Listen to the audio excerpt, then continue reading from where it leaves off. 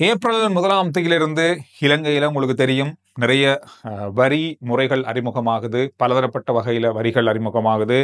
இந்த வரியில இன்னும் ஒரு முக்கியமான வரியும் அறிமுகமாகுது. இதற்கான உறுதிப்படுத்தல் இன்றைய நாள்ல பார்க்கக்கூடியதாக இருந்தது. அதுதான் வித் ஹோல்டிங் வரி. அது வங்கியில வைப்பு செய்திருக்கிற பணத்திலிருந்து வார வட்டி இருக்குதானே, அதற்கான வரி ஏற்கனவே 5% இருக்கு. இனி 10% போகுது ஏப்ரல் 1ஆம் தேதியிலிருந்து. இந்த 10% எல்லாருக்குமே இல்ல.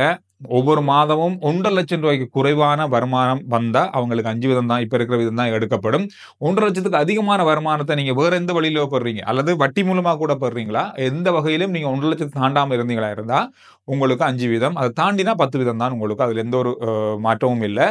அதுக்கு குறைவான வருமானம் வரவங்களுக்கும் 10% தான் வரி அறவிடப்பட்டு இருந்தால் நீங்க உடனடியாக இறைவரி திணைக்களத்தோடு தொடர்பு கொண்டு அதனை உறுதிப்படுத்தி நீங்க அதை 5% மாற்றிக்கொள்ளலாம்.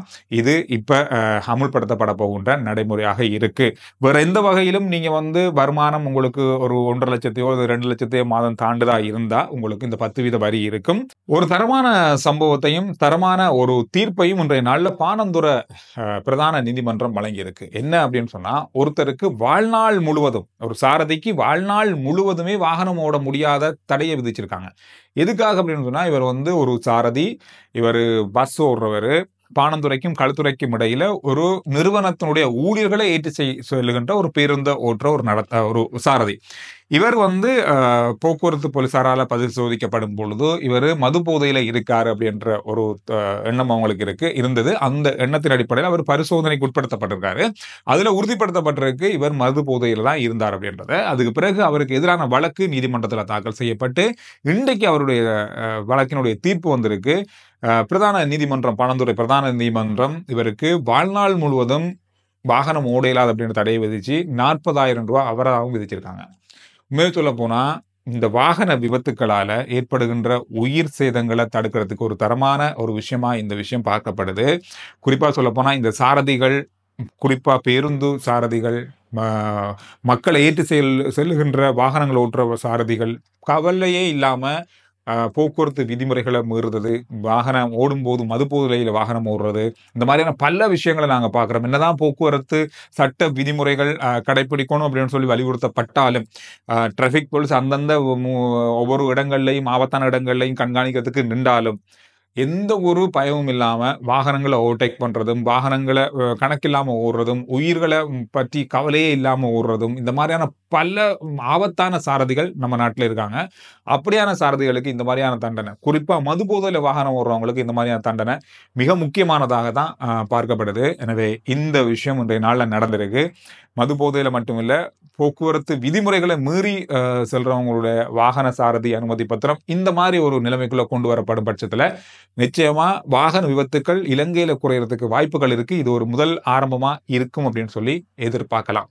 நேற்றைய நாள்ல நாம ஒரு செய்தி பார்த்தோம். குரங்குகளை பிடிச்சு, அதாவது பயிர்களை சேதப்படுத்துற குரங்குகளை பிடிச்சு ஒரு தீவுக்கு அனுப்ப போறாங்க. மத்திய மாகாண சபை இதற்கான நடவடிக்கை எடுத்திருக்காங்க. அதுல ஒரு 8 பிரதேசத்தை தெரிவு செஞ்சிருக்காங்க. அங்கிருந்து குரங்குகளை பிடிச்சு ஒரு தீவுக்குள்ள கொண்டு போய் விட போறாங்க அப்படின்னு சொல்லி நாங்க ஒரு செய்தியில பார்த்தோம். அதோட மேலதிகம் இன்றைய நாள்ல அதை தாண்டி ஒரு செய்தி இருக்கு அப்படின்னு சொன்னா, அண்மையில உங்களுக்கு தெரியும், இந்த உயிரினங்களை அல்லது குரங்குகளை, பயிர்களை சேதப்படுத்துற உயிரினங்களை கணக்கெடுக்கிற ஒரு கணக்கெடுப்பு நடந்தது. அதனுடைய இறுதி அறிக்கை மிக விரைவில் வரும் அப்படின்னு சொல்லி சொல்லப்படுது. இன்றைக்கோ நாளைக்கோ வரும்னு சொன்னாங்க. இந்த கிழமைக்குள்ளேயும் வரலாம். அதுக்கு தாண்டி இந்த மத்திய மாகாண சபை எடுத்திருக்கிற இந்த முடிவின் அடிப்படையில் இன்றைய நாள்ல கண்டி மாவட்ட பாராளுமன்ற உறுப்பினர்களும் அவருடைய குழுவினரும் இன்றைக்கு கண்டியில் உள்ள ஒரு அழகான தீவை போய் பார்த்திருக்காங்க. இங்கதான் இந்த குரங்குகளை பிடிச்சு விட போறாங்க. பார்க்கும்போது அழகான ஒரு தீவு, ஒரு சுற்றுலா தீவு மாதிரி இருக்கு. இனி வருங்காலத்துல இது ஒரு சுற்றுலா தீவா கூட மாற வாய்ப்பு இருக்கு. இங்கதான் குரங்குகளை கொண்டு விட்டாங்க, இங்கதான் எப்படி இருக்கு அப்படின்றத பாக்குறதுக்கு கூட சுற்றுலா பயணிகள் அங்க போக வாய்ப்பு இருக்கு. அனுமதி வழங்கப்படுமா தெரியாது. ஆனா இந்த தீவு இன்றைக்கு பார்வையிடப்பட்டிருக்கிறது. இந்த கிழமையிலிருந்து இந்த நடவடிக்கை ஆரம்பிக்கப்பட போகுது. இங்கிருந்து குரங்குகளை பிடிச்சு அவங்கள அந்த தீவுகளை கொண்டு விட போறாங்க. கொஞ்சம் வித்தியாசமா தான் இருக்கு நடைமுறைகளை பார்க்கும்போது. ஆனா இது முக்கியமா செய்ய வேண்டிய ஒரு விஷயமாகவே பார்க்கப்படுது. காரணம் என்னன்னு சொன்னா, அதாவது இந்த பயிர்களுக்கான சேதம் ஏற்படுத்துகிற இந்த உயிரினங்களால பல விவசாயிகள் அந்த பிரதேசங்கள்ல விவசாயத்தையே நிறுத்தியிருக்காங்க, பயிற்சியையே நிறுத்தியிருக்காங்க அப்படின்ற ஒரு கவலைக்குரிய விஷயம் தொடர்ந்து பேசப்படுது. அதற்கு நிரந்தரமான ஒரு தீர்வாக இந்த விஷயம் இருக்கும் அப்படின்னு சொல்லி எதிர்பார்க்கப்படுது. அரசாங்கத்தால பலதரப்பட்ட நடவடிக்கைகளை எடுக்கிறதுக்கு முயற்சி செய்யறாங்க. ஆனாலும் கூட அது எந்த அளவுக்கு நம்ம மத்தியில போய் சேருது, அதுக்கு மக்கள் எந்த அளவுக்கு ஒத்துழைப்பு வழங்குறாங்க அப்படின்றதெல்லாம் பெரிய ஒரு கேள்விக்குறி தான். இந்த கிளீன் ஸ்ரீலங்கா கூட உதாரணத்துக்கு நாங்க எடுத்துக்கொள்ளலாம். எங்க போனதுன்றே தெரியாம அளவுல இருக்கு. ஆனா நடந்து கொண்டு தான் இருக்கு. ஆனா தெரியாத அளவுல நடந்து கொண்டிருக்கு. அதாவது வந்த வேகத்துக்கு அது எங்க போனதுன்றே தெரியல. வந்த வேகமே போனது. அந்த சூறாவளி மாதிரி வந்தது போனது அப்படின்ற மாதிரி இருந்தது. ஆனா அது தொடர்பான பல விஷயங்கள் தொடர்ந்து நடந்தாலும் செய்திகள்லயோ அல்லது நாம உணரக்கூடிய வகையிலயோ அது பார்க்க கிடைக்கல அப்படின்றதான் உண்மை. இப்ப நான் பார்த்த ஒரு செய்தி, வருகின்ற காலங்கள்ல தரமான சுத்தமான உணவுகளை மக்களுக்கு வழங்குறதுக்கு அதை உறுதிப்படுத்துறதுக்கான பலதரப்பட்ட வேலை திட்டங்கள் கடந்த நாட்கள் நாங்க பார்த்திருப்போம்.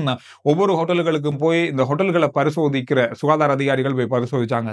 பார்க்கவே இயலாத அளவுல அந்த ஹோட்டலுடைய சமையல் அறைகள் அந்த பிரதேசங்கள் இருக்கு. எப்படி மக்கள் இந்த உணவுகளை உண்றாங்க, எப்படி மனசு வருது இந்த மாதிரியான இடங்கள்ல வைத்து உணவுகளை தயாரித்து மக்களுக்கு வழங்குறதுக்கு அப்படின்றதெல்லாம் பெரிய ஒரு ஆச்சரியமா பார்க்கக்கூடியதா இருந்தது. அதோட அதிக விலைகளுக்கு தண்ணி போத்தல்களை விற்கிற விஷயங்கள், அதாவது ஒரு நிறுவனத்தால 50 ரூபாய்க்கு கொடுக்கப்படுகின்ற கடைகளுக்கு கொடுக்கப்படுகின்ற தண்ணி போத்தல்கள் அந்த கடையில 120 ரூபாய்க்கு விற்கப்படுது. கிட்டத்தட்ட 70 ரூபாய் அதிகமாக ஒரு தண்ணி போத்தல் விற்கப்படுது. இந்த மாதிரியான பல விஷயங்கள் கடந்த நாட்களில் சுகாதார அதிகாரிகளாலும் பரிசோதனைக்கு உட்படுத்தப்பட்டு அவர்களுக்கு வழக்கும் தாக்கல் செய்யப்பட்டிருக்கு. இந்த அடிப்படையில இலங்கையில அரசாங்கத்தால புதிய உணவகங்கள் அல்லது இருக்கின்ற உணவகங்களை மேன்மைப்படுத்தி தரமான சுத்தமான மக்கள் நம்பி உண்ணக்கூடிய அளவிலான உணவுகளை வழங்குறதுக்கான உணவகங்களை நாடு முழுவதும் அமைக்கிறதுக்கான வேலை திட்டங்களை அரசாங்கம் ஆரம்பித்திருக்கு. கிட்டத்தட்ட இது ஒரு அரசாங்க உணவகமாக கூட இயங்க வாய்ப்பு இருக்கு. அதுதான் இதனுடைய பிரதானமான நோக்கமே. அதனுடைய முதல் கட்டமாக ஏப்ரல் மாதம் 1ஆம் தேதி நாராயணபேட்டையில ஒரு அரசாங்க உணவகம் ஒன்று திறக்க போறாங்க. அந்த உணவகம் மூலமா தரமான உணவுகளை மக்களுக்கு வழங்குறது தொடர்பாக பரிசோதிக்கப்பட போகுது. அதுக்கு பிறகு நாடு முழுவதும் இந்த மாதிரியான உணவகங்களை நிறுவனத்துக்கு அரசாங்கம் நடவடிக்கை எடுக்கும் அப்படின்னு சொல்லப்பட்டிருக்கு. ஒரு நல்ல ஒரு விஷயமாகவே இது பார்க்கப்படுது. காரணம், எந்த கடையிலையும் நம்பி சாப்பிட இயலாது அப்படின்றதான் இப்ப எல்லாரும் பேசுற ஒரு விஷயமாக இருக்கு. அதுக்கு மத்தியில இந்த மாதிரி நடவடிக்கைகள் வாரது நல்ல விஷயம்தான். சர்வதேச ஊடகங்களை இன்றைய நாள்ல பேசிய மிக முக்கியமான ஒரு விஷயம், மியான்மர்ல ஏற்பட்ட 7.7 ரிக்டர் அளவிலான நில அதிர்வு. இதனால தாய்லாந்து, மியான்மர் ஆகிய பிரதேசங்கள்ல மிகப்பெரிய அளவிலான நில அதிர்வுகள் உணரப்பட்டிருக்கு. இதனால பல கட்டிடங்கள், பலர் இதுல உயிரிழந்திருக்கலாம் அப்படின்னு சொல்லப்படுது. சர்வதேச ஊடகங்கள்ல இன்னும் பெரிய ஒரு செய்தியாக இந்த செய்தி தொடர்ச்சியாக அது மேலதிகமான செய்திகள் தொடர்ச்சியாக வந்து கொண்டிருக்கு. எத்தனை பேர் இதுவரையில உயிரிழந்திருக்காங்க அப்படின்ற தகவல்கள் இதுவரை உத்தியோகபூர்வமாக வெளியாகல. ஆனா பலர் இதுல காணாமல் போயிருக்காங்க, உயிரிழந்திருக்கலாம் அப்படின்னு சொல்லி எதிர்ப்பு கூறப்படுது.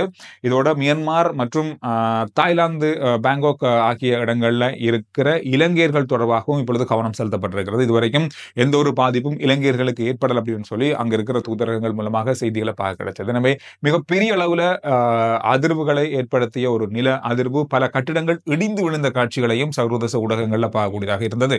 இந்த விஷயங்கள் இன்றைய நாள்ல அதிகமா பேசக்கூடிய விஷயங்களாக இருக்கு. RJ Chandru report YouTube channel, Facebook page, WhatsApp channel, இது எல்லாத்தையும் ஃபாலோ பண்ணுங்க. அடுத்த வீடியோவில் நான் உங்களை சந்திக்கிறேன்.